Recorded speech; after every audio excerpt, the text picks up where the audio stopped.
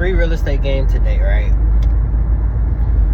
No matter what part of the real estate business you are in, whether you are a wholesaler, whether you're a real estate agent, whether you're an investor, whether you somebody who specializes in creative finance, facilitating creative finance, whether you're the broker, if you don't know your numbers and you don't keep track of your numbers, anything that you're trying to do in real estate is not going to work.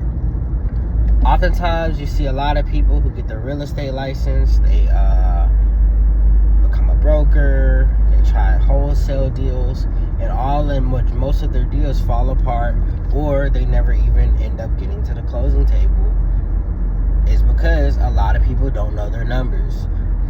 And the reason why I'm making this video is because I've actually, as of late, of course, granted, how the economy is doing right now, it's not necessarily the best for the average person. But one thing that I've started to see, with a lot of these flip homes, is that a lot of investors, railroad crossing ahead, over the past couple of years or so, or even like in the past couple of months, have bought in properties that they thought were just too good to be true prices, without seeing the properties or putting eyes on the properties. In 1 mile, the destination is on your right. When you get into some of these properties, I don't know if it's just me or some of these people are just kind of getting into real estate investing unexperienced. But oftentimes what you will see, and let me know if you guys have seen this, in the real estate business, especially looking at properties. You will see somebody buy a house for like $30,000, $50,000, $60,000, right? They'll start the work. In the middle of doing the work, they'll realize that the work that it's going to take to bring the property to life and actually flip it is going to cost more money than was in their projected budget. Like, did you not think about that before you bought the property? Like, did you do an inspection and analyze, how much this is going to cost, how much that's going to cost, this, that, and the third? Like, I've seen that with at least 10 properties that I've showed in the last 2 weeks. It's pretty insane.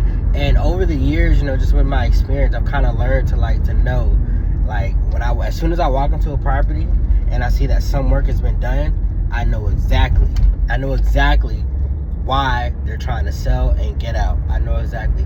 9 times out of 10, it never fails. Typically, the investor probably ran out of money because they didn't do their numbers and the project became overly too expensive. But yeah, this is some food for thought. So moral of the story for this particular video is know your numbers. If you don't know your numbers, this business is going to twist and turn you every which way, and it's not going to be comfortable. And a lot of people, unfortunately, a lot of people who are getting into real estate is one of the businesses that where you get into the destination is on your right. $100,000 is not really a lot of money in real estate. That will go super fast, especially if you don't know what you're doing. And of course, if you're outsourcing and not doing a lot of the work yourself or have your own team. But yes, food for thought.